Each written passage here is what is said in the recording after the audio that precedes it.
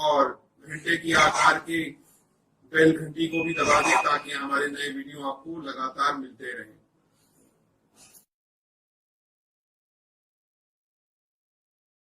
नमस्कार दोस्तों, धर्म रहस्य चैनल पर आपका एक बार फिर से स्वागत है।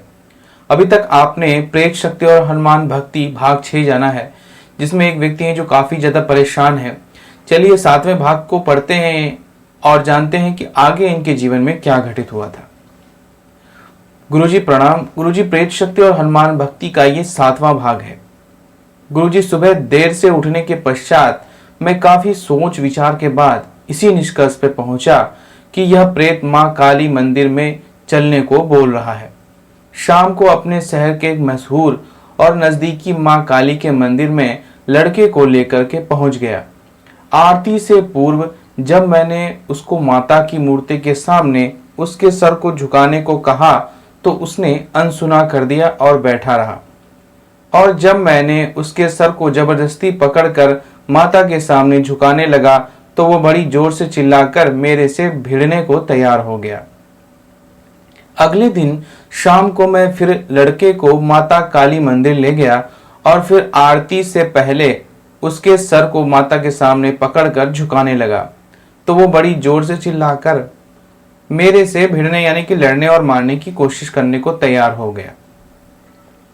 यह देख के मैं सोचने लगा कि खुद ही मां काली बोल रहा था और अब यहां आकर के मेरे से लड़ने और मारने पीटने को तैयार हो जाता है। मजबूरी में मुझको उसको 2-4 थप्पड़ लगाने पड़ जाते थे।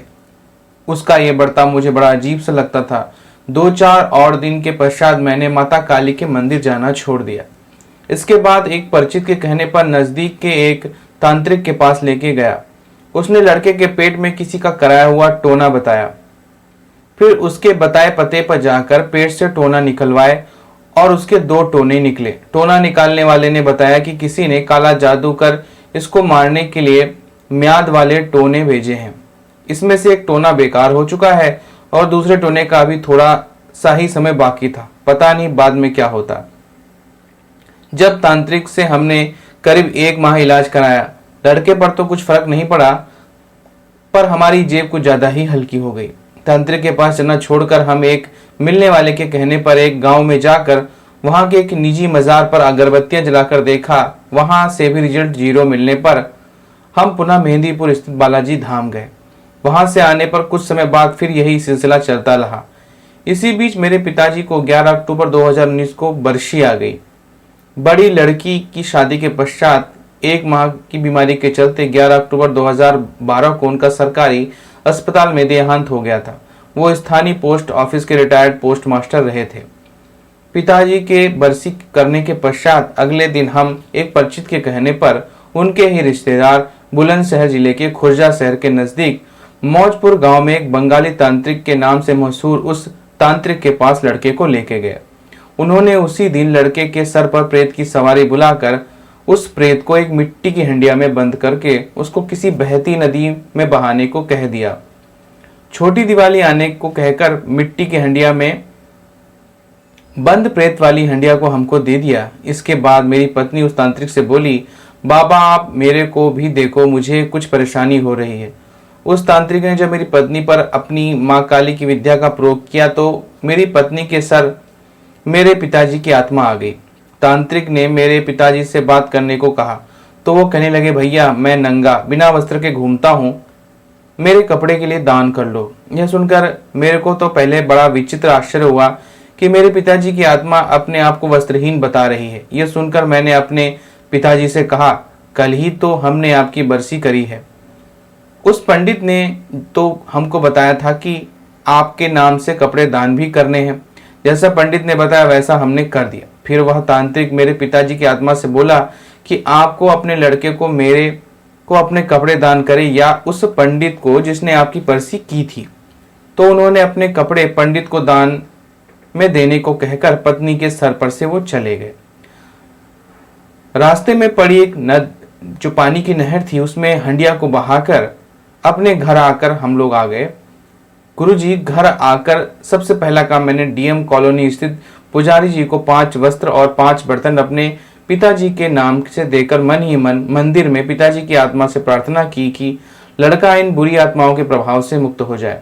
गुरुजी, मेरे पिताजी मेरे प्रेतग्रस्त पुत्र से बहुत ही ज्यादा प्यार करते थे। मेरी पत्नी पुत्र को दूध पिलाने के पश्चात शुरू से ही उनके पास छोड़ देती थी। उन्हीं के पास लड़का शुरू से सोता और खाता पीता था। उसकी केजी से लेकर इंटर तक की शिक्षा उन्होंने ही की थी। अपने साथ साइकिल पर बैठाकर स्कूल को ले जाना और अपने साथ साइकिल पर बैठाकर स्कूल से वापस लाना और घर पर ही बाकी सारा समय उन्हीं के साथ बिताना पिताजी का काम था। कहने का मतलब कि अगर हम माँ बाप उसके साथ 2 माह भी नहीं रहे तो उसको कोई फर्क नहीं पड़ता था, किंतु वो अपने दादाजी के बगैर एक दिन भी नहीं रह पाता था। ऐसा अटूट प्यार था दोनों का। दिवाली से एक दिन पूर्व मैं अब लड़के को उस बंगाली तांत्रिक के पास पुनः ले गया। उस समय उस तांत्रिक का एक तांत्रिक रिश्तेदार भी उसके पास आया हुआ था। वहां पहुंचते ही लड़के की आंखें पलकें बार बार झपकने लगी। आंखों की पलकों पर बार बार असामान्य तरीके से झपकना मुझे एहसास दिला रहा था कि इसके सर पर कोई आत्मा आ चुकी है। जब यही बात मैंने उस बंगाली तांत्रिक को बताई तो उसने अपनी मां काली की शक्ति का आवाहन किया और उस आत्मा को एक मिट्टी के हांडी में बंद कर दिया। उसी समय उसके यहाँ पर आए उस तांत्रिक रिश्तेदार पर उसके पीर की सवारी आ गई और उसने बताया कि इस लड़के पर एक खतरनाक शमशान क्रिया की गई है। हमने बार बार उस पीर से पूछा कि बाबा कौन है वो जो हमारे परिवार पर ऐसा कर रहा है। हमारे बार बार आग्रह करने पर भी उन्होंने उसका नाम नहीं बताया, सिर्फ इतना ही हिंट दिया कि वो हमारे घर के आसपास ही है तथा अभी एक और आत्मा इसके अंदर है। फिर उस आत्मा को भी उस मिट्टी की हांडी में बंद कर हमको दे दिया जिसमें पहले ही एक आत्मा बंद थी। उस हांडी को भी पानी में उसी तरह बहाने के लिए जैसे पहले वाली हांडी को बहाया था। उस बंगाली तांत्रिक ने कहा, दिवाली के पश्चात अपने घर में आना पड़ेगा और आपके घर को कीलों से जो ये शमशान क्रिया की है और आत्माओं को अपने घर भेज रहा है उसको डबल भेंट देकर इनको वापस भेजना पड़ेगा, तभी इन आत्माओं से छुटकारा मिलेगा। गुरुजी, मरता क्या न करता मैं दिवाली बाद उस तांत्रिक को घर आने को बोलकर मिट्टी की हांडी जिसमें 2 प्रेत बंद थे को लेकर चल दिया। रास्ते में मिली पानी की नहर में उस हांडी को बहाकर अपनी पत्नी के साथ लड़के को लेकर घर आ गया। गुरुजी, दिवाली के अगले शनिवार को 2 नवंबर 2019 की शाम को मेरे घर वो बंगाली तांत्रिक बाबा घर आए। एक दिन पूर्व ही मेरी बड़ी लड़की और दामाद दिल्ली से आए थे। बाबा के आने पर रात को बाबा के कहने पर हम 2 जिंदा मुर्गा और जो सामान उन्होंने बताया था उसको लाकर बाबा के सामने रख दिया। पूजा करने के पश्चात लड़के को बुलाकर जब बाबा लड़के के सर पर आत्मा को बुलाने का आह्वान कर रहे थे तभी मेरी पत्नी के सर मेरे पिताजी की आत्मा आ गई और कहने लगी, भैया अजय प्रेतग्रस्त लड़का जो है काफी परेशान है। और फिर वो रोने लगी। तब बाबा ने मेरे पिताजी की आत्मा को दिलासा दी कि अब लड़का सही हो जाएगा और आप भी यहीं रहकर अपने परिवार की रक्षा करो। ऐसा कहने के पश्चात लड़के के सर पर उन आत्माओं को बुलाकर उनके सामने ही उन दोनों मुर्गों की बलि देकर और उनसे वचन लेकर अब कभी भी लड़के पर नहीं आओगी और मुर्गा और वो पूजा का सामान देकर हम दोनों शमशान घाट पर रखाए। आकर मेरे से बोले कि कभी तुम अपने पिताजी के मरने के पश्चात उनके नाम से गंगा जी नहाकर आए हो। मेरे इनकार करने पर वो बोले कि अपने पिताजी के नाम से 5 पूर्णमासी नहाकर जाओ और तुम्हारे परिवार की वो रक्षा जो है अवश्य करेंगे। ठीक है, मैं इस पूर्णमासी में चला जाऊंगा। मैंने उनको यह आश्वासन दिया और अगले दिन की सुबह वो तांत्रिक अपनी 2000 रुपए की फीस लेकर चला गया और हम इस उम्मीद के साथ कि अभी आत्माओं से हमेशा के लिए पीछा छूट जाएगा, हम लोग तैयार हो गए। एक YouTube चैनल है जो काफी अच्छा चैनल है और आपके चैनल से पूर्व मैं उनके चैनल को बड़े सुकून से देखा करता था। काफी अच्छी जानकारी इस चैनल पर मिलती थी, आज भी है। उनके इस चैनल को देखता हूँ। एक वीडियो में उन्होंने बताया कि कोई भी पत्थर की मूर्ति या कागज की तस्वीर पत्थर या कागज के ही समान है जब तक कि मूर्ति या कागज की तस्वीर को श्रद्धा से पूजा नहीं जाता। यूट्यूब पर सर्च करने पर यह भी जाना कि इन बुरी आत्माओं से पंचमुखी हनुमान जी की मूर्ति घर के दरवाजे पर लगाना बहुत अच्छी रक्षा करती है। इसलिए मैंने एक दिन अमेजन से ऑनलाइन हनुमान जी की एक अष्टधातु निर्मित पंचमुखी मूर्ति मंगा ली और लड़के से बोला तो इन पंचमुखी हनुमान जी की सुबह शाम पूजा करके मेरे कमरे की विंडो पर रख दिया कर। वह इनकार कर बोला कि किसी दिन यह मूर्ति भूल से उस विंडो पर रह गई और इसको कोई बाहर का आने वाला ले गया तो आप मेरे से लड़ोगे। उसके इनकार करने पर मैं सोचने लगा कि अब क्या करा जाए। मूर्ति मंगाने पर जो 650 रुपये खर्च हुए थे वो सब बेकार। गुरुजी उन आत्माओं को 2 मुर्गे की भेंट दिए। अभी 5 या 6 दिन ही हुए होंगे कि उन आत्माओं ने लड़के के सर पर आकर फिर से परेशान करना शुरू कर दिया। अब साला करूं तो क्या करूं। मैं परेशान होना शुरू हो गया था। 12 नवंबर को पूर्णमासी थी। मुझे अपने पिताजी के लिए गंगा नहाने जाना था। पता नहीं कैसे गुरुजी मैं 10 तारीख की सुबह उठकर घर के ही पास स्थित एक कारपेंटर से 1-2 फीट की लकड़ी का बनाया मंदिर लाकर पत्नी से बोला कि अब मैं भी बाबा की पूजा करूंगा।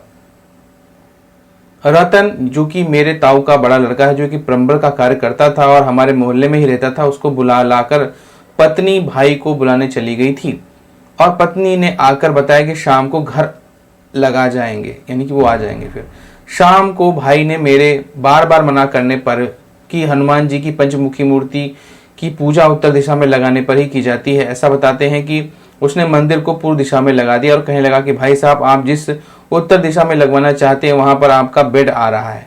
फिर मैंने बेमन से पूर्व की दिशा में मंदिर को लगवा लिया और शाम को अपने मोहल्ले में ही स्थित साइबर कैफे जाकर हनुमान चालीसा के कुछ भजन और अपने होम थिएटर की पेन ड्राइव में भरवा कर घर आ गया। और 12 तारीख की पूर्णमासी की सुबह क्या क्या ले जाना है और कैसे कैसे करना है अपनी पत्नी और माँ से पूछकर अपने ही जिले के अनूप शहर को निकल गया। शाम को घर आकर मैं लड़के के मंदिर से एक छोटी राम दरबार की मूर्ति लेकर अपने मंदिर में लगा ली और बड़ी राम दरबार की मूर्ति लड़के के मंदिर में ही रहने दी। मंदिर में मेरे पूजा करने के उतावलेपन से सभी चुटकी लेकर हंसने लगे और कहने लगे कि अब शराब पी तो बाबा मारेंगे। मैं उनकी बातों की परवाह न करते हुए होम थिएटर में हनुमान जी के भजन लगाकर पूजा करने लगा। गुरुजी पूजा करने के 15 मिनट पश्चात मैं वहीं पर बैठकर शराब पीकर खाना खाने लगा। खाना खाया भी मुश्किल से 10 मिनट ही हुए थे कि मेरे को उल्टियां होने लगी और उल्टियां तो ऐसी जबरदस्त थी कि मेरे को शराब पीने के पश्चात कभी भी ऐसी नहीं हुई थी। ऐसा लग रहा था जैसे किसी ने पानी निकालने वाली मोटर मेरे पेट के अंदर रख दी हो और उसमें होकर ये बड़ी ही तेज स्पीड से निकल रहा हो। यह देखकर घर के सभी हैरान और परेशान हो गए। ऐसा लगने लगा जैसे पेट के अंदर की आत्मा भी निकल जाएगी। अब मैंने अपनी गलती मानकर हनुमान जी से क्षमा याचना की कि बाबा अब शराब नहीं पीऊंगा। तब कहीं जाकर ये सब कुछ कुदरत का खेल खत्म हुआ और मैं ऐसे ही अपने बेड पर कब सो गया पता ही नहीं चला। अगले दिन सुबह मैंने डरते डरते पूजा समाप्त की। फिर सारा दिन यही सोचता रहा कि पूजा करूं या नहीं। मांस, अंडा, लहसुन, प्याज तो सभी छोड़ दिया है। अब जो पिछले 38 वर्षों से नियमित शराब पी रहा हूं उसको भी छोड़ पाऊंगा या नहीं, ये सोचते सोचते शाम हो गई और मैं असमंजस में था कि क्या करूं। फिर अंत में यही फैसला किया कि देखते हैं शराब छोड़कर कि छूटती है या नहीं छूटती है, तो पूजा बंद कर देंगे। यही सोचकर मैं पूजा करने लगा। अगला भाग अब ये अगली बार लिख करके भेजेंगे। तो ये था अभी तक का इनका अनुभव। अगर आपको ये पसंद आ रहा है तो लाइक करें, शेयर करें, सब्सक्राइब करें। आपका दिन मंगलमय हो। धन्यवाद।